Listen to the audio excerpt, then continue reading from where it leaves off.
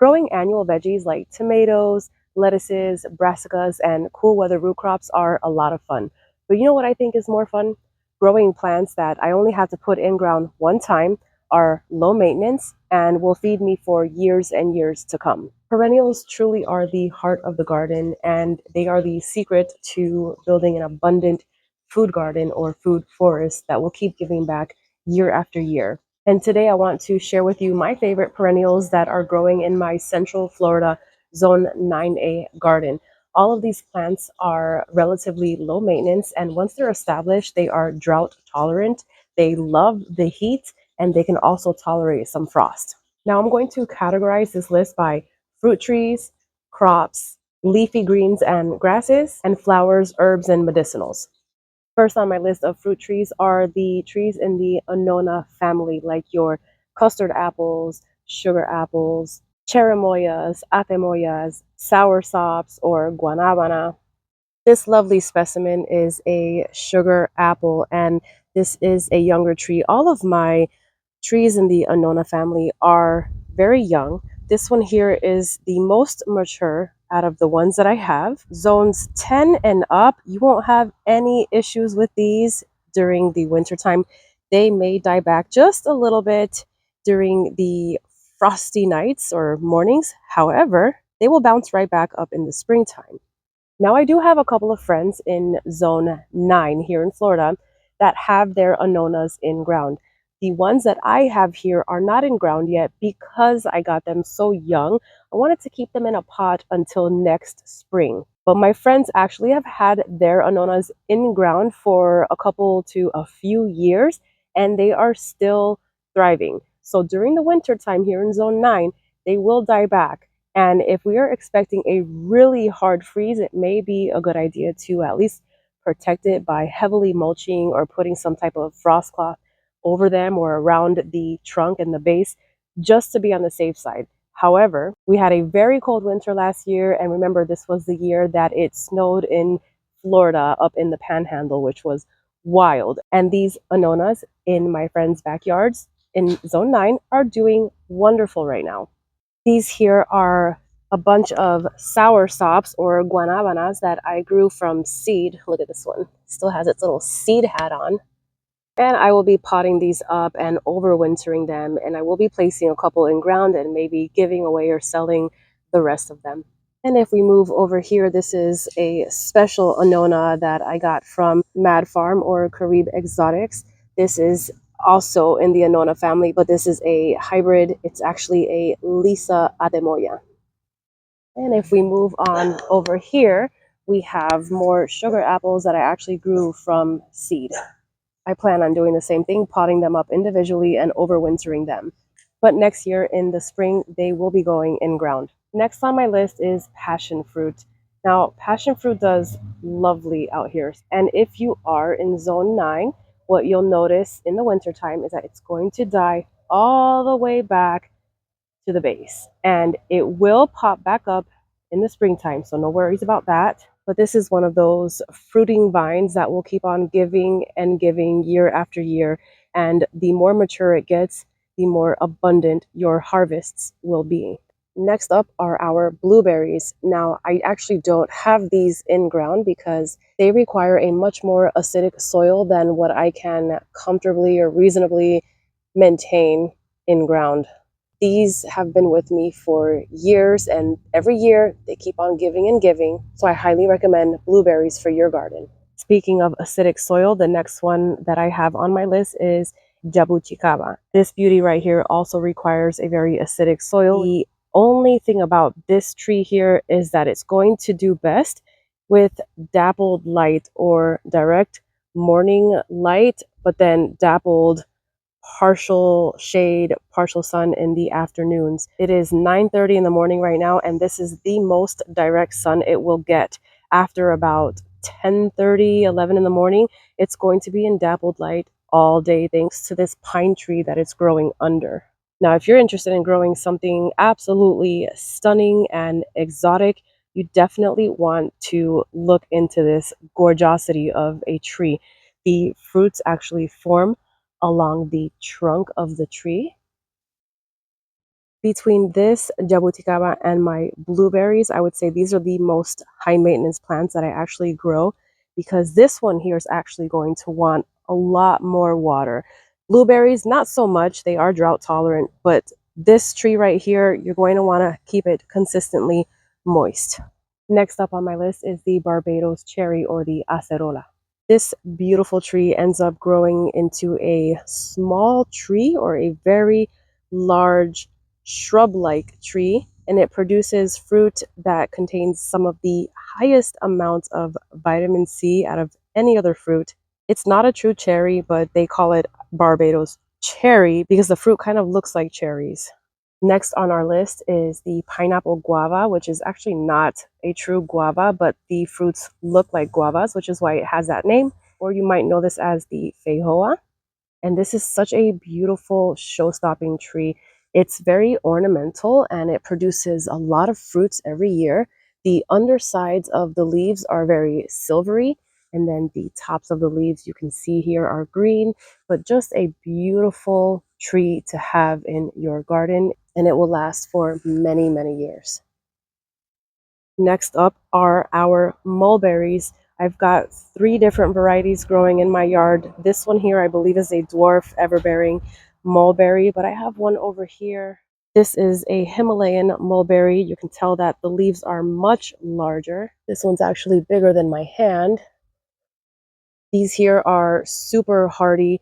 They are drought tolerant when established. They can handle our monsoon rains. They can handle our heat, and they also handle the cold and the frosts. So this will die back every year. The leaves will fall off and it'll go into dormancy, but they will come right back up in the springtime. Next up on our list of fruit trees is citrus, and I'm talking all kinds of citrus, oranges, tangerines, grapefruits, pomelos, and this beauty, which is a kumquat. These next ones I will be grouping all together because as you can see here, they are all growing together in a beautiful little circle. And I'm talking bananas, plantains, and papaya. Now, papaya is going to be a short-lived perennial, and the bananas are technically a one crop and done type of plant where the mother plant will set fruit and then that's it for her. She no longer fruits. However, she does sprout up some little baby banana plants or pups at the base, and those will be the next generation of banana plants. You ever wonder if we have mice? We do.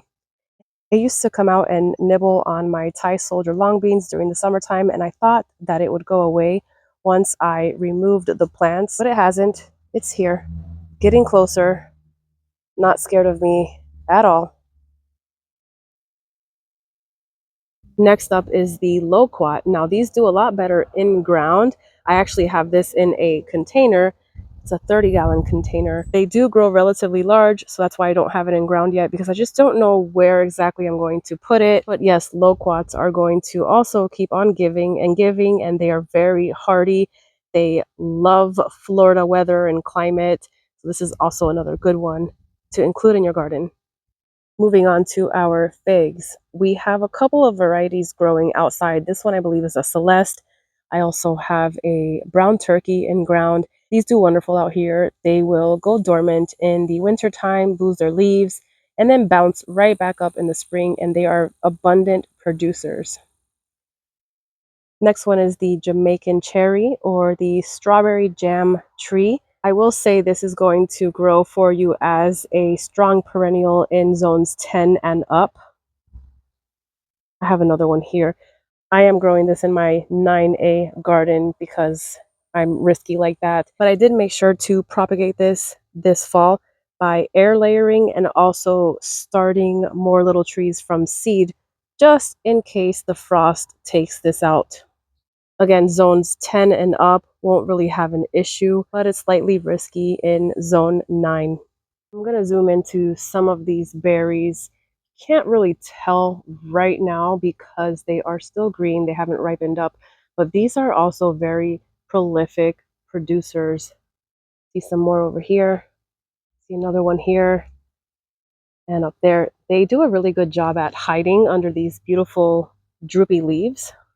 And before I got these trees, I used to hear all the time how the berries taste just like cotton candy. And I was always skeptical until I tried them myself, and they legitimately taste like cotton candy. It's wild. Next on the list is pineapple, and I do have a couple in ground and then one growing in a container. The one that's in a container is in that container because it is a new top that I did not want to place in ground just yet because we are in the fall. So I'm letting it grow in the container until springtime. If you're in zones 9B and up, these are going to do great for you outside. However, if we do get a really hard frost, it may take them out. If you're lucky, the leaves will die back and then it'll sprout back up for you in the springtime. But just in case, as a heads up, know that hard frost will likely take these out if you are in zone 9A or below. Next on our list is elderberry, and the elderberry tree that I have in ground right now is very small because I grew this from a cutting a couple of months ago, so there's really not too much to see right now.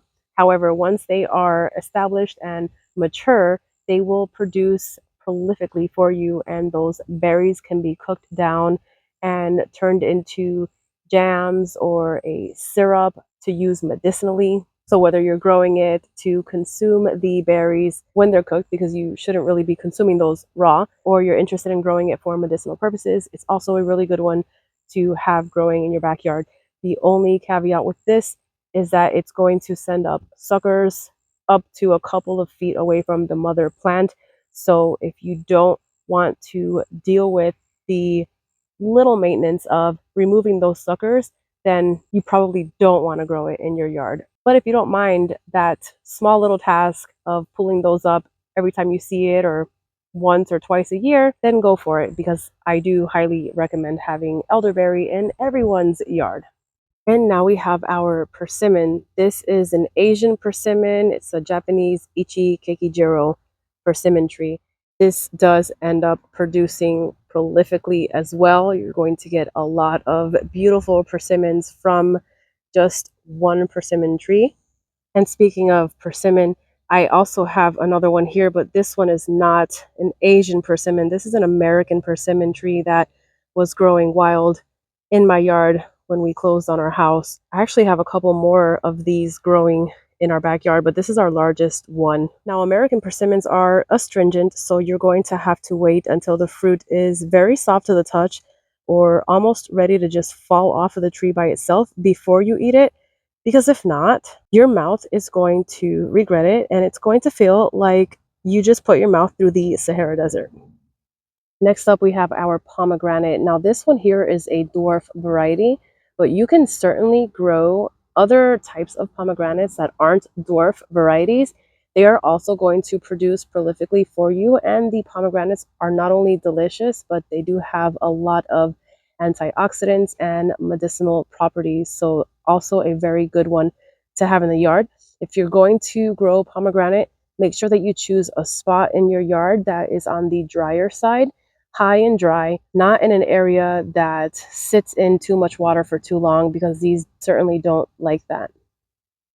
The last fruiting trees on my list today would be the cherry of the Rio Grandes. This one is going to produce prolifically for you, and it's going to thrive whether you're in 9A or in 11. It's going to do wonderfully for you.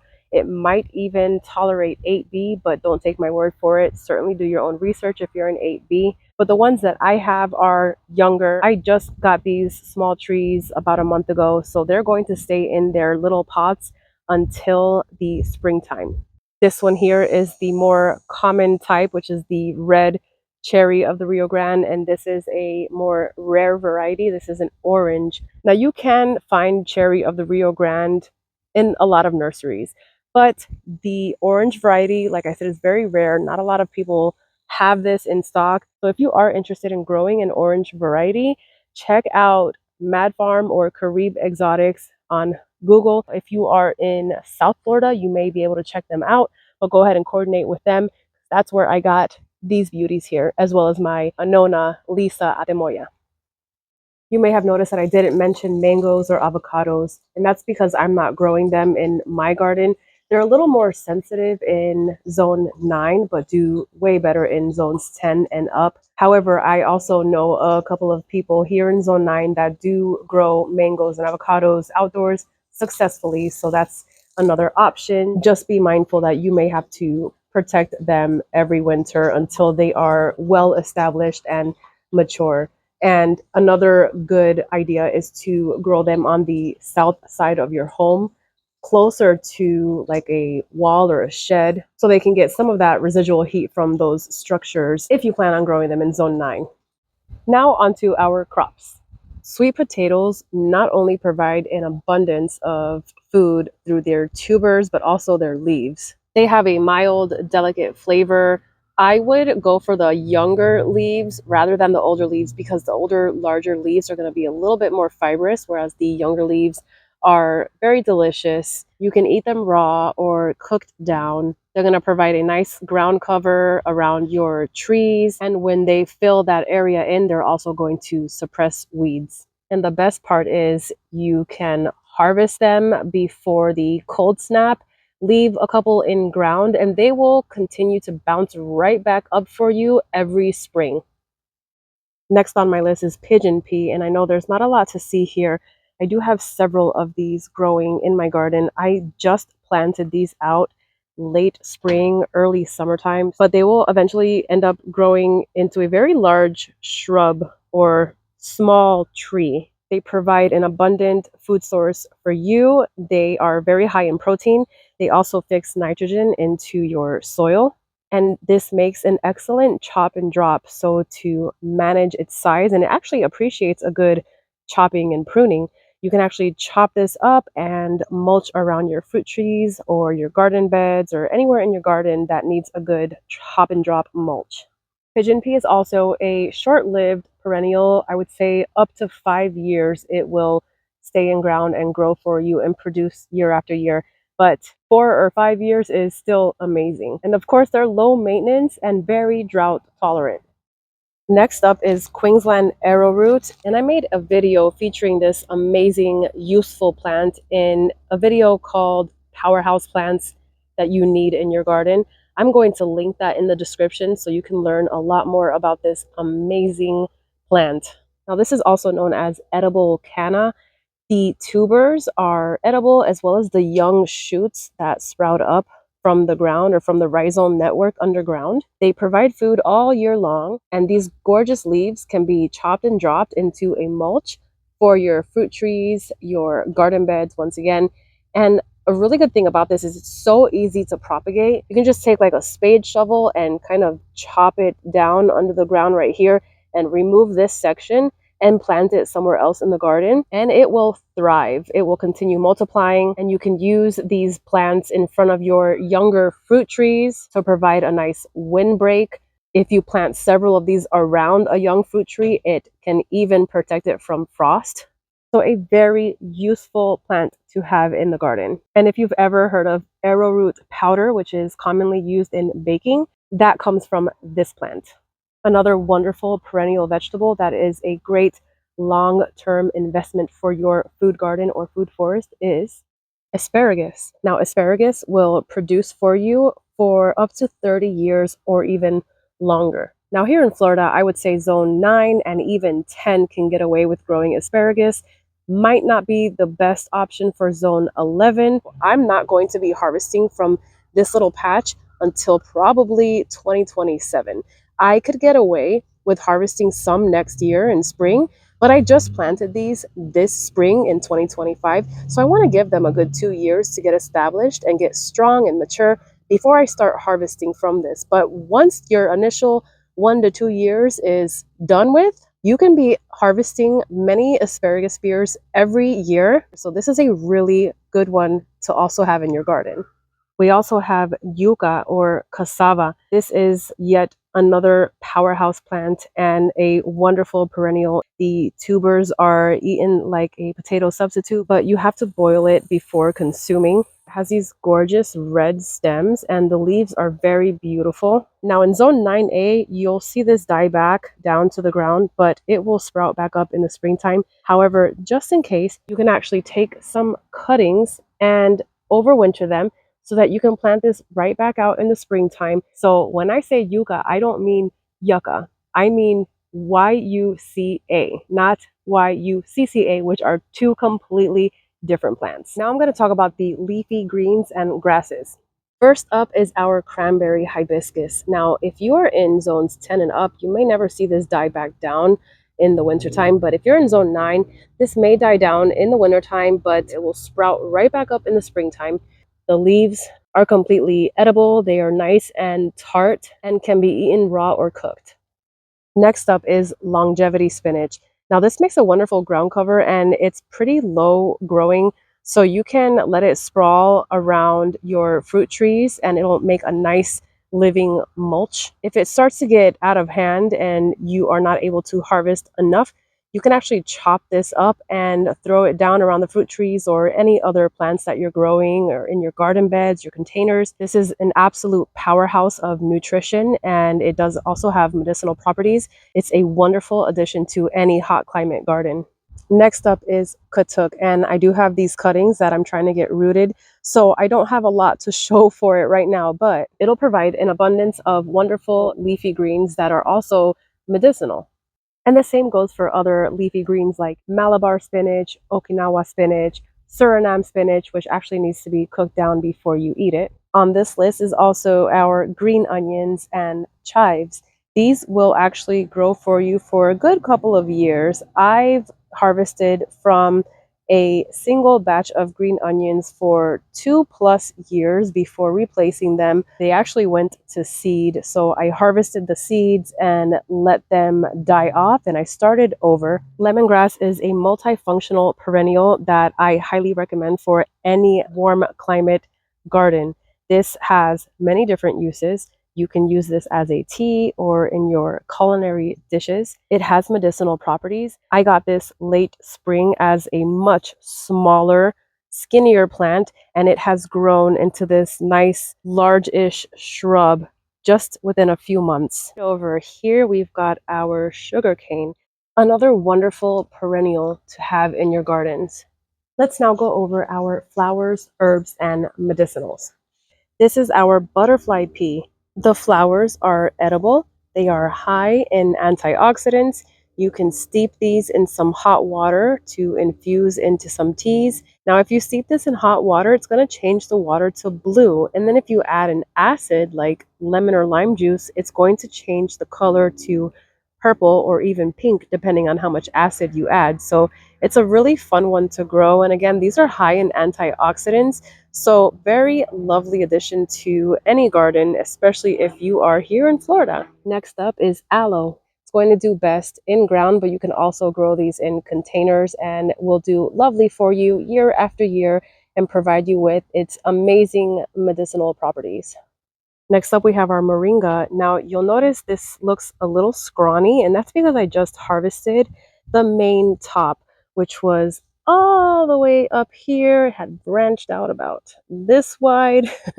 And I just harvested this and dried the leaves and processed them down into a powder. But this is also another powerhouse that you definitely want to add to your gardens if you are interested in highly nutritional greens that offer a lot of medicinal qualities. If we come over here, you'll see another one that's nice and full. This one's a lot smaller than the other one. But with moringa, you definitely want to chop it down every year in the wintertime.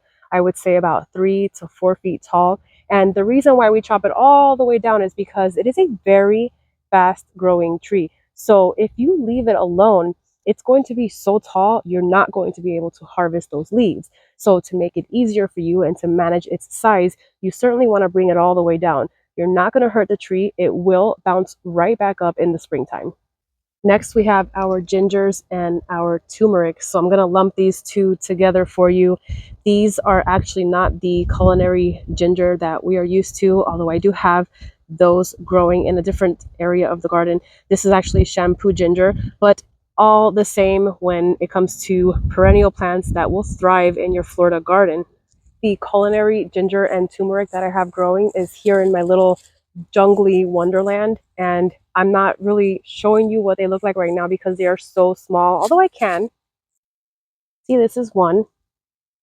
This is a new garden, so that's why a lot of my plants are on the smaller side, and most of the things that you've already seen in ground have been here since spring or even early summer. But I'm sure you're aware of the highly medicinal and culinary uses for ginger and turmeric, so those are also really good perennial herbs to add to your hot climate garden. They're going to go dormant for you in the wintertime and bounce right back up bigger and stronger every spring. This here is Cuban oregano. Now, it has multiple uses. It is very aromatic. You can use it in so many dishes, but you can also use it to help relieve coughs and colds, congestion. Matter of fact, last week I got hit with a nice little cold, and I used some of these leaves to make a tea, and I felt better the next day. It's also an antimicrobial, so it has antibacterial and antifungal properties. And you can also crush up the leaves and use it topically on your skin to relieve minor skin irritations or insect bites. I actually use this for my youngest daughter when she's out here and gets bit by the crazy ants that we have out here in Ocala. Next up is the toilet paper plant, or boldo, and this is actually a cutting that was given to me. It is going through a little bit of stress right now. It hasn't rained. Like I said, I do need to give these guys some water, but this one here, as the name implies, can be used as a toilet paper substitute, but that is not why I'm growing it. You can also crush these leaves and use them topically to relieve minor skin irritations and insect bites. You can also remove some leaves and use them in teas. It's going to help with digestion, and it's also an anti-inflammatory. I have some more here. This was also another cutting. Now, both the toilet paper plant, or boldo, and the Cuban oregano are going to grow just fine for you, especially if you are in zone 10 and up. But if you're in zone 9, whether it's 9A or 9B, it's recommended to take some cuttings in the wintertime and bring them inside if you're expecting a frost, just in case. I have a friend that lives here in zone 9, and she takes cuttings of both her toilet paper plant and the Cuban oregano. Her toilet pepper plant and Cuban oregano does fine most of the years, but in case we get a really hard freeze, she still makes sure to take cuttings and bring them inside. Especially like last year, Florida, you just never know. Sometimes it doesn't snow for like 20 plus years, and then all of a sudden we get snow. Who would have known? If you're not already growing some of these wonderful perennials, then I hope this list inspires you to go out there and pick up a plant or 10 for your garden. Thank you for sticking around all the way to the end. If you like this video, please give it a thumbs up, and I will see you on our next one.